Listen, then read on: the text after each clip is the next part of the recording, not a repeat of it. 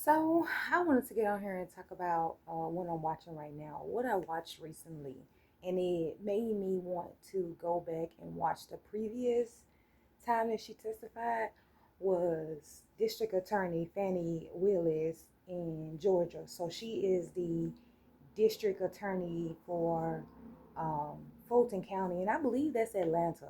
I want to say, if I'm not mistaken, or it's a bigger county, but I think it's Atlanta, the county that Atlanta in. And when that 2021 election with Trump happened, when they was calling, doing all that, they was doing all what they was doing. She was one of the attorneys that pressed charges against him in their state, and but so she pressed charges, and all of the defendants lawyered up, and she brought indictments against them for messing with the election. And so now that that is going on to sort of stall, I'm talking about back then when this initially happened. When was this put on her? I want to say they said this was a year ago. I remember because I remember when I went to Snowflake, Arizona, I remember I was watching it. So around that time. So they say it was a year ago. It was snowing, so maybe it was a year ago. So last year they brought a disp. They applied. They opposed the defendants. They say that she should be disqualified from the proceeding because one of the attorneys that she hired as a special prosecutor, like sort of like an independent attorney to come in and work for the state, she hired because the person she hired, she had a previous romantic relationship. That's what they're alleging, and that disqualifies her from the proceeding. They're basically just stalling because they know that she pressing charges. I mean, she pressing charges against them. So to stall it, they're gonna say, "Hold up, now we got to figure out whether she's disqualified from the hearing." And so what they're saying is that they dated previously or recently. I think at the time, from what I'm reading, it was probably like 8 to 6 months since they stopped dating. They definitely wasn't dating at the time that she hired him. Okay, so she hired him as sort of like an independent contractor to help her out with the litigation against Trump them for trying to do whatever they was doing with the election in Georgia. So they was doing it in Georgia. She says they committed a crime, so she indicted them, just like we saw all of them pleading guilty to it. So a lot of the lesser people who were a part of this case, I know, not when I say lesser people, I mean as in power. They wasn't Trump. They wasn't, them big senators and all of them who was involved. It was more so people that are less powerful. They pled guilty to it because, I mean, those allegedly, based on their guilty plea, based on the plea, they said, yeah, we was doing it. So we already know. But anyway, so they're saying that they dated previously, and Mr. Wade paid for a lot of their like out of town trips and when they were dating, and that was a sort of a bribe, so to say. So that was a bribe, and that's why she's now hired him as the special prosecutor in the case, right? So that disqualifies her. In the law, you guys said things are disqualified. Disqualifies you is like, if you a district attorney and you get a case that your cousin is what I'm saying, you can't work on that case because that's a conflict, right? So they're saying that that is a disqualifier because she dated him. So they're basically, just trying to hold it's like a preliminary like a thing before we get to the real trial, like a little mini hearing to fight over this evidence before we get to trial, right? So it's like a preliminary issue. But they really just stalling so that they can't go to trial and be found actually guilty of this shit. So it's a stall tactic. But um I think so they're alleging that she dated him, and that disqualified her and him from prosecuting this case. And you know that so that's what happened. So then she had to do that. She had to sort of litigate that thing. So that's what they were having hearings on at that time. And so And so what they were basically just trying to argue was whether or not the judge was going to rule on the fact that could she prosecute this case or not, because they wanted her out. And then, in my opinion, she hired another black man, and it's like, you think that's going to be the face uh, of taking down us, even though we know we did it. But anyway, that's beside the point. So recently, why that's relevant is that eventually what happened, and this is how you know it's institutionalized, systematic racism. So this is what if I remember correctly, this is what eventually happened. They said that eventually the court ruled under this judge, under their first judge, the court ruled that either she has to quit or he has to quit. And I think I saw in the news that he signed his resignation once the court did that, right? And then eventually, I think some kind of way they changed judges. And then as soon as that new judge got that case, he dismissed it. If that's what I think I remember hearing, um, I'm not entirely sure. But that's what I think I remember hearing. Is that's what happened. I'm gonna double check and I'm gonna let y'all know.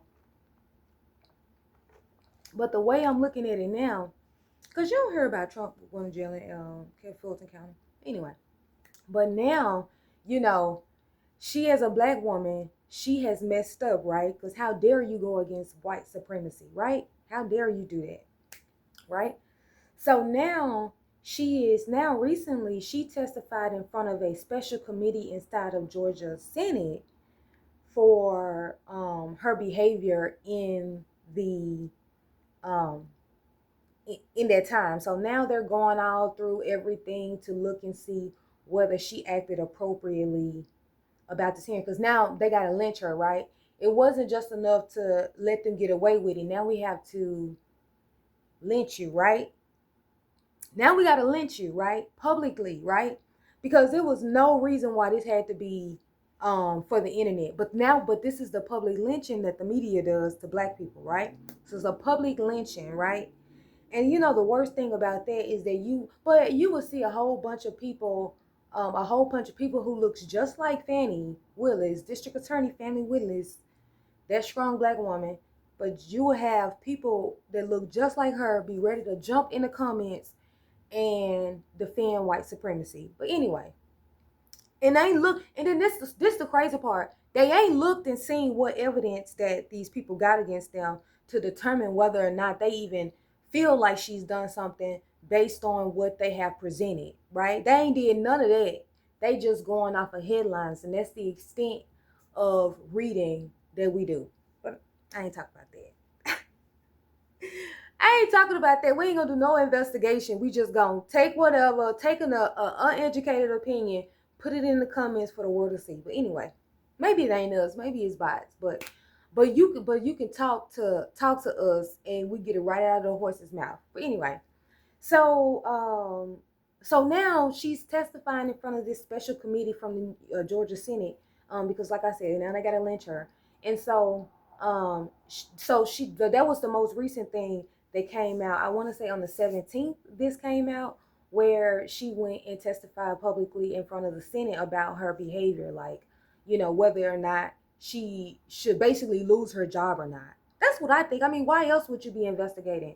But it's the Georgia Senate. It's a committee in the Georgia. I mean, that's what they calling it. That's what they calling it. But it's a special commitment, and it was a few things about this that was sort of it's just blatant racism. That's all you can explain it. That's all you can explain it. It's blatant racism. And the worst part about the racism in the states, that it is embedded in our laws. Like, the way our laws are written is for the individual person to be able to make the decision. It's no flat rule on what the law is this behavior, because things fall in the cracks. So a lot of times when you have people who do not look like Fannie Lewis in these positions, and we know how the history of us in this country. So let's not act like this country ain't been racist, right? It's been racist, right? So, and it continues. So you got people in positions who are able to make the determination, when a lot of times when those people in those positions don't look like you, especially as black people, they go at you tough. And you don't see them doing people of other races specifically like this. But I think that they do this to keep us in line. Like we have to stay in line, especially when you feel as though you when they feel as though that you want to grow in their system, right? She's a district attorney. Of course, she's growing in their system. She got a high position in their system, in their system in Georgia. So it's like anything that you do, we're gonna make it a big deal so that we can make you lose that position because we don't like that you in this position no way. They don't even like the fact that we attorneys. So you know damn well they don't like the fact that she over a district in Georgia. You think that they appreciate that diversity? No, they do not. Please, nah. They jealous of her. They racist. They preach prejudice against her, and um, they it's so sick. So they racist against her. Well, that's prejudice. Prejudice against her. Um, and they don't and jealous of her, envious of. They don't like the fact that she's in their position. So and it's so suck because a lot of black women we get in these positions, and we want to be we want to be the best because we want to make a change. We want to help people. That's why black women we want to actually help people because we've seen the struggle. So if I can get out there and change one person's life, two people's life, three people's lives, I want to do that. So and that's what we're ambitious about, is helping people. Like when I mean to tell you, that's a lot of black women get in their positions because they want to genuinely help people because they know how hard it is, especially trying to get, because no matter how far they've gotten, whether they're a nurse, a mental health provider like a therapist, attorney, a doctor, wherever they are, they've had to fight hard to get there. Wherever they are, they've had to fight hard to get there. Um so let me go back because I'm rambling. Where was I? Okay, so yes. So now they got to keep her in line because how dare you don't have yours in order, and you're a black person in one of these high positions. We're going, let us find. And then this is where she messed up. This is where I think not that she messed up, was that, but that she had the nerve, according to them. You had the nerve to go against one of us, trying to tarnish one of us, knowing that as a prosecutor, you have the discretion to bring charges. Like, she didn't necessarily have to pursue Trump, according to them. She could have let all this happen and not do anything because prosecutions have the authority to get there. That's one thing we need to know, that prosecutors have the discretion. And that's exactly what I say. They have the discretion to press charges or not press charges. The police have the discretion to press charges and not press charges. But when you put that type of power in individual people, they're going to pick and choose who they're going to pursue this for. Ooh, they pick and choose. So then now you have individual people, regular people like you and I, with this type of power to be able to inflict this power on this person, right? So she had the nerve to bring charges against Trump, right? She had the nerve, right? So she had the nerve. I'm sorry. She had the nerve. Then, so now they're interviewing her, trying to figure out whether or not did she do the right thing, or all her ducks in line, because she and hired this dude she used to date. And so let's get to that. So based on what they've provided to me, it sounds like they probably dated. They knew each other in the past. They met each other in the past. I think they had small conversation or a small relationship at that time. They stopped talking because she wanted something more. He didn't. Then I think that they started back dating after they got a little older. I think after a few years they started back dating, and that's when they had their longest relationship, where it was like a year and a half, a year, something like that. And then they broke up, and then this happened. She becomes district attorney, and this happens, right? And so They broke up. And let's talk about him. So he is a black man. He has his own law firm. I think that he has a law firm. He has a law firm, and his other friends, they have their individual law firms as well. And so they all, I think, work in the same office or something like that, but they all have their different cases, their different staff, and all of that. So so what she was doing, as three black men, what she was doing is, when, and I think they knew each other.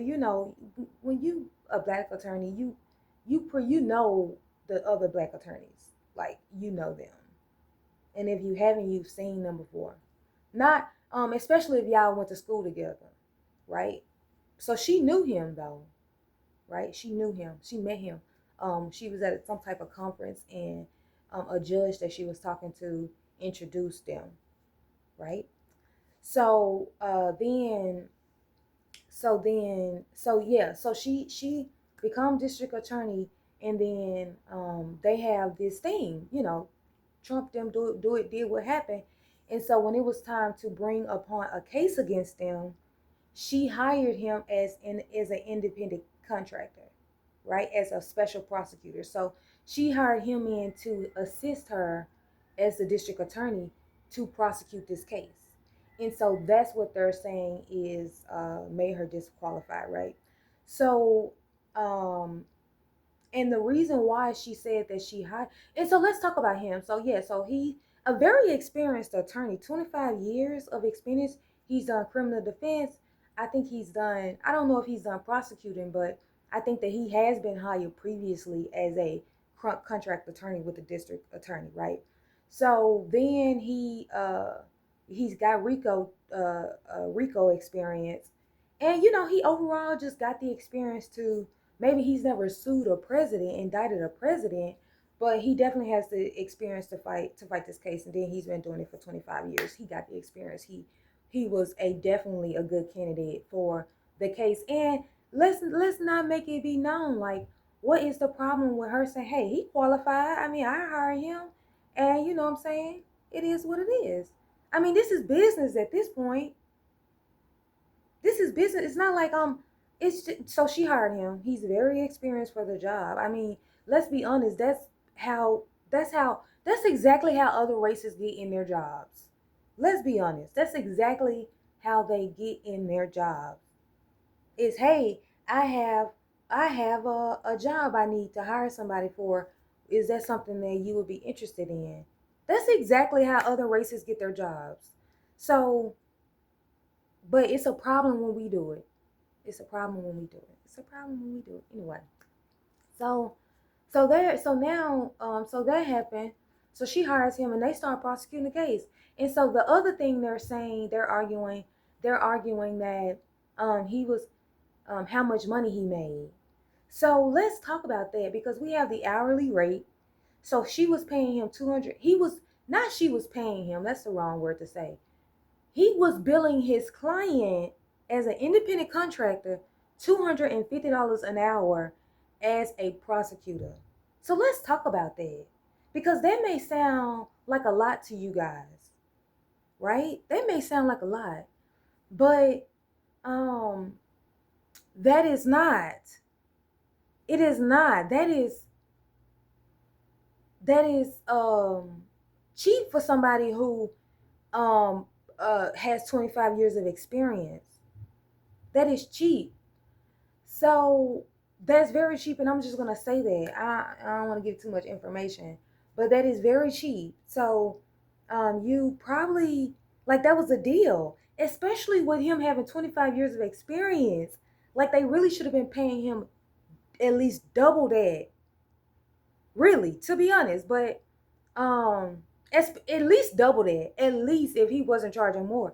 But he was working 25 20 20 $250 an hour. And so it was, it is what it is. So, but then they're alleging, they're complaining about how much money he made, um and how much he was working on and all of that. But the issue that they're facing with that is, Fanny don't handle that. Like he's submitting an invoice to them saying every like when the bill is due, he's submitting an invoice to the state as the my client. You're my client. That's the thing. We're looking at it like she hired him and she's actually paying him state funds in this amount. No, the district, the county is my client, and I'm an independent contractor. You hire me to provide a service to you. You're the client, district, county, not I'm an employee. That's not how that works. So he's billing his client $250, which is the district, and they're complaining about his billing, right? Um, but to be honest, if you wanted to, but then so they're complaining about his billing, but Fanny doesn't handle that. She was like, I don't even see his invoices. He submits that to the county, and the county pays him. How is that Fanny? How is that Fanny if Fanny don't handle invoices and she submits that to the district? But they blame the Fanny because they got to come up with something, right? They got to come up with something. What else they was complaining? Yeah, they complaining about the billing, and then they're also alleging that she planned to sue Trump. She planned to indict Trump when she came into the office because she came in and um I think she was reelected. Now that's the question. That's the dumbass question that he asked. That's why it got me confused. Is that they are alleging that she was planning to do this before she got in office. That's how you know. Incompetence. They was saying that she planned to come into the election, and when she was coming in as the DA, that she was already planning to indict Trump in 2020 for the election. But she was like, how was I gonna do that? How was I gonna know that they was gonna do that? That's what she's saying. Then they're alleging that she met Kamala Harris and she planned this with Kamala Harris them when, because I think Fanny was invited to like a cookout or something, like a fancy little cookout, and it was at the vice president's house, I think. And they're trying to say she met with Kamala Harris and discussed indicting Trump, to work against Trump. So, but then she was like, I didn't even meet Kamala Harris at that event. Like, I didn't even get to meet her. Like, look, because they saying that it was a picture of them, and it's a picture of Fanny, but she's not with Kamala. She's like standing on the lawn, and they're like, "Aren't you at the vice president's home in that lawn?" She was like, "Yeah," but they was like, "But isn't it true that you talked to her that night?" She was like, "No, I didn't meet her at all. Like, you're not gonna be able to present." She said Kamala was there for 10 minutes, and she had Secret Service all around her. She did not get to meet her. She said, I would have loved to, though. But anyway, but of course you would have. Who wouldn't love to, when y'all be love to meet Trump? But anyway, I'm going to have to come back. Then, so that's the other allegation that they're saying. So they're complaining about his billing. They're saying she conspired to do it. And then they're also alleging that, I'm going to have to come back because these are two good points. I'm going to tell y'all this on my first thing. The other thing they're alleging is that she indicted Trump to boost her boost herself, like when you Google her or if you search her on Twitter, that certain people get paid for advertisements. If a lot of people click on your name, that you can get money for advertisements on your page. And so it was that one, and then the other one is that she hired independent businesses for services that her employees were doing. Right? And we got to talk about that. We got to talk about them too. So it's them too. That's the other thing they're alleging, that she was trying to boost her sponsorship on her social media, and that she hired independent businesses to perform services that her employees performed. We got to talk about that, but let me delete some stuff because this is about to run out. I got to delete something.